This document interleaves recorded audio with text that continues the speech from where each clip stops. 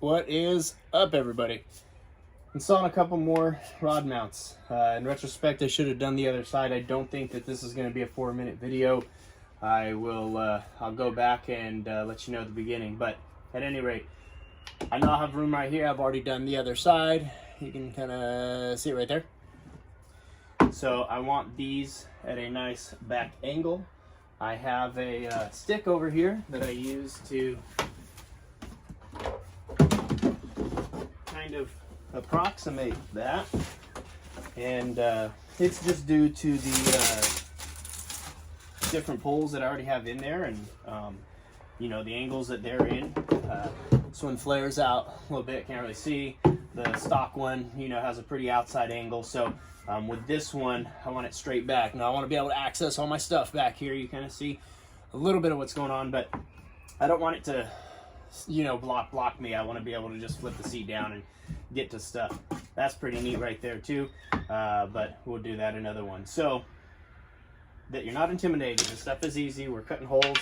I know that when I first grabbed this thing, I was kind of anti cutting holes in it, but very soon realized that it's just what we do. So we know it's going to be in this position. We can roughly flip this thing over, and we know that for that angle we're going to have to do a little bit of trimming. I don't want to have to mess with this outside edge like I did with these, so I'm going to move it up, and it's an approximation, y'all, right?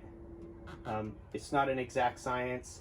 I know that I just need it to be pretty close, and looking at that, I see that's about the middle there where I want it. So I'll turn this upside down, take my handy dandy Sharpie, and remember that these don't sit straight up and down, okay? They will sit at an angle. I don't know if the video shows it, but whatever the case.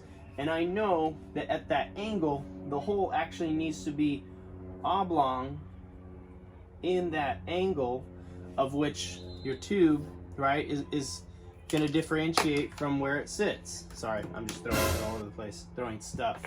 I'll probably have to bleep that out. So let's start with this. Just a Dremel tool. I got the wheel in there for the next step.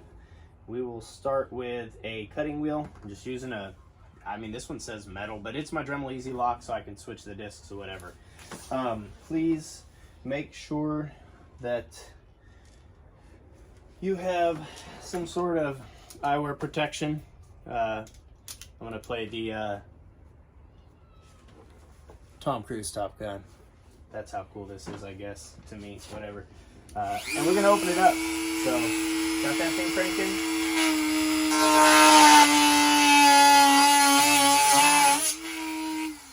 I forgot one step, and this is just so that I don't have a big old mess. Just take a towel, right? Drape it over the work area. It'll keep stuff from spraying. Sorry, y'all. This is on the fly. I'm just trying to show you that there's an easy way to do this, and you don't need to be intimidated. And if you think it out a little bit, whatever, sleep on it. But don't let it hold you back from doing cool stuff to allow you to enjoy your kayak experience more. For me, it's fishing. I don't like having to rig out on the water, so I rig them up before I go, and I just want to be able to pick up a pole. So you're just basically going to rough out this pole.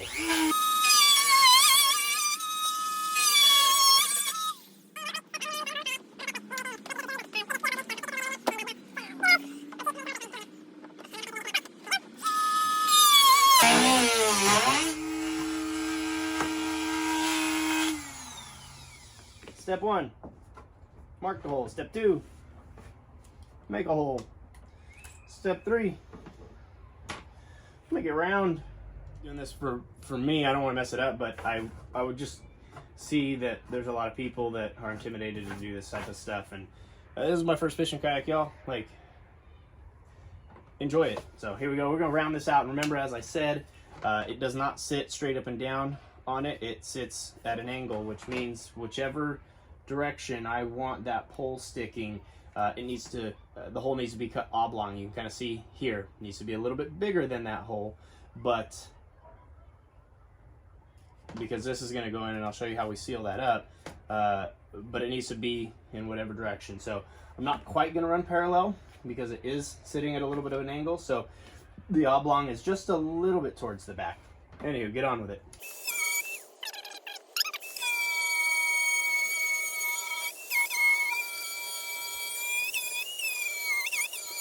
So, as you can imagine, it's easy to cut stuff out. You're not able to put stuff back in. So, rough it in, boom, it sits. But, as you can may or may not be able to see, it doesn't sit flat, right? And as a matter of fact, it sits kind of up on the orange. I want it to scoot back, so I am going to oblong this hole, but it's going to be towards the rear direction so that as this sits down, we can eliminate it from overlapping that guy a whole lot. This, from you know, my least favorite retailer, is going to be how we seal the bottom of that. So, feel like an old man squatting down, it kind of hurts. We know that it's wide enough. I'm going to pretty that up because I'm a little bit OCD, but we're going to start opening up towards the back here.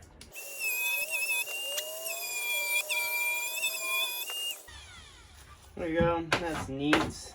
Plastic, don't breathe that stuff in. I don't know, all the disclaimers, right? So there we go, perfect. Just like on the other side.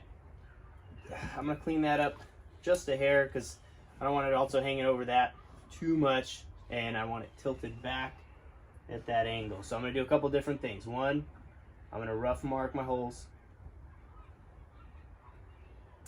Two, I hope I'm not totally blocking y'all, but like, I just want to take a little bit off there. Does that affect anything? Not really, but kind of bugs me just because I like things to look decent. And that one there. Pretty simple.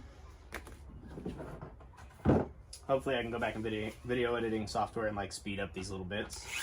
But you literally just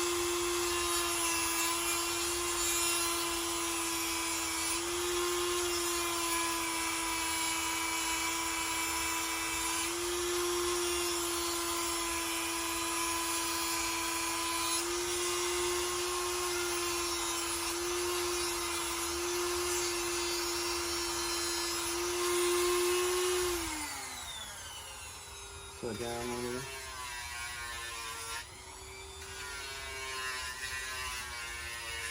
So I can get rid of the little boogers, give it an edge.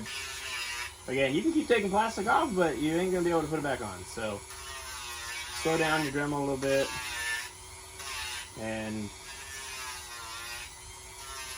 your eyes might be better than mine, and that's great. I'm totally jealous of you, but like for me, that looks okay. Voila, look at that. It doesn't go over anymore. I'm stoked on that. Then there's this little corner here. We'll speed it up a little bit to take the chunk off.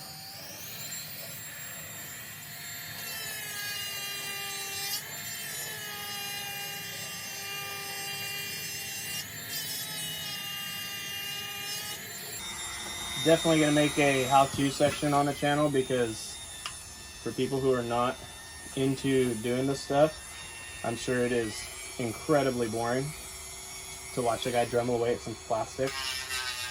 My wife probably like falling asleep right now. Like that. We'll get rid of the hard edge. There we go. Let's take a look. Hey, look at that.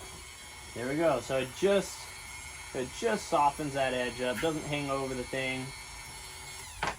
Doesn't hang over the thing. Softens that edge up. Doesn't hang over the thing. Like, I'm stoked on that. Now, God, I've got plastic all over me. So now we're gonna do another little trick that I figured out, and I need to grab my X-Acto knife for that. Thankfully, it's within somewhat of arm's reach. Yeah. Yeah, I'll wipe off the plastic before you go put your kayak in the water. Like, keep our lakes, rivers, waters of water clean, whether you drink out of them or not. You know, take care of our environment. So, got a little zip tie action. Conveniently enough, this has a nice little bib, right? Like, literally right there. It's almost like this is made for that. I don't know that it is, but that's how I'm using it. So, I take a brand new bag. See if I can fold it over so that I'm not advertising somebody that has taken a lot of my money. And you go over the top there and pull that down nice and tight. Guys, if you don't know how to do this, go ask your dad, I guess. I don't, it's not my job, but just pull it nice and tight over the top of it, okay? You don't want any wrinkles over this edge, because that is where it effectively seals up, right? And I will take my X-Acto knife and pop that guy off. Right, now we got this big old mess. I definitely don't want that. And all I do is very carefully, trained professional here, pop that off. Now, is this a super long-term permanent solution? I know you expected an answer. My answer is I don't know. We'll see how long it lasts, right? Scientists say don't throw this stuff in the garbage or in landfills because like it never goes away. So theoretically, it should be good. Blow on it. It's sealed. I just, it's just keeping the drips out. Now the other thing is when you put this in, you might have to fandangle it around a little bit. Awesome. So we got that there. Next step is going to be with one of my favorite tools, my DeWalt gyro driver. You press the button and it turns whichever way you turn it. So it's like automatic screwdriver, got plenty of torque, all that good stuff. I'll throw a link in the description if you don't already have 3 of them like I do. There you go. Screws, what am I using for screws? If you guys can see this, I'll get up a little closer. This is it's like a plastic decking screw. I think it's about 1 inch. Obviously, I don't need to go too deep. Here's the, if you were ever curious, right? Lifetime Teton Pro. This is the thickness of it. It's got a couple layers. Seems to work just fine. These got some good bite on them. They are self-tappers, so they go in pretty good. They got like a gnarled edge. Like, I know that they've held the roof of my shed down through Texas 50, 60 mile an hour winds, so I'm not worried about this. I think it'll be okay. That all being said, I'm gonna take off my glasses so I can see. In my own mind, I'm that cool, but in real life, I'm not that cool. And I'm just gonna double check, make sure this is all where I want it. Okay, I've got it trimmed out just the right way. I've got it so that it cocks in just a little bit, and that is there. And I'm right on my marks. So this uses a T25 bit, and here's a little thing. I don't know how much this matters, but again, I'm a little bit OCD. So I start it. As soon as I feel a bite, I really try to match the angle of the inset on the holder itself. I just snug it down. I don't need a crank on it at this point. And again, you can kind of see, right, that's like at an angle. So I will start in the middle, just start in the middle of the hole. Come on, guys. Ladies, help them out, I guess. But and then you just, match the angle, right? Match your angle. Again, DeWalt gyro, you see how it works, super rad. Trimmed so it doesn't hang over, all that good stuff. Do the same thing here, my hole's still lining up. Start. Once the hole's started, basically that's my pilot, and I'm gonna match that up a little bit. Cool, so that's all nice and snug. I got one last, not super last chance, but again, love my E6000. You guys check it out. Your local retailer has them for a couple dollars. By the way, if you go get Shugu, this bottle costs $6. If you just go to the hardware aisle, this bottle of E6000 is $2. So, same stuff in a different package, totally different price. So I like that. I am going to take that edge off just a little bit and make a mess here.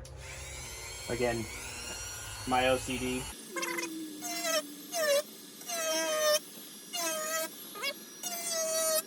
Just wanted to soften that edge up a little bit. This stuff looks like it was printed. I know that it's not, or that it wasn't, but these certainly do look like a printed material when I shave them off. Hint, hint to any of you avid 3D printer people. If you're not making money selling printed stuff to kayak people, then you're crazy. Again, you know, it takes a little wiggle. I'm not gonna open up that hole bigger than it needs to be, but because I've got the piece of zip tie on there, it doesn't, you know, it doesn't quite just easily go in. So, gonna do a couple things, right? I'm gonna take my E6000 and seal this up. Again, as I mentioned in other videos, I started taking off all the different stuff on this kayak and nothing was sealed up. So I don't go crazy with it, right? I'm just doing a little bead. You know, I'm not going crazy and going 15 feet down with this thing. If this kayak is 15 feet underwater, I got way bigger problems than worrying about if my pole holders leak. I do put a little dab right there on each of those. This stuff comes off later, pretty easy, by the way. And then I just go all the way around. There is that. Dab that off there. Save the rest of that bad boy. As you can see, it runs a little bit. Kind of rotate that in from the side. Bring that guy down there. Pop it right on the holes. Grab one of my screws, and yeah, they no bad jokes, y'all. They finger right in. I can feel some of the E6000 kind of gooping out off the side, which is great. It just means that it's sealed up. I'm not gonna go all the way in yet. I'm in the threads. Once I've got it there, kind of scooch that around a little bit. I don't know if you can see it in the video, but basically I just, you know, want to make sure that it's all coated in there good, and then there's a good little E6000 booger popping out. It's good. I don't mind it. Just lets me know that in fact there's a nice bead of E6000 all the way around it, and you know, for anything I'm gonna do, that means it's sealed up. So I appreciate you tuning in. I'm sorry this was a 20-minute video. Gosh, that's annoying. I'm gonna see how much I can fast forward this and shorten that up for you, but don't be scared. They're different colors. I don't care. They do what they need to do. We'll get to some of that fun stuff later. Like the video if you learned anything. Subscribe, notification bell. Typically 4-minute fishing videos. This is the only video I've done that is way past my 4-minute goal. So thank you for tuning in. Appreciate y'all showing love, and have fun. Be safe.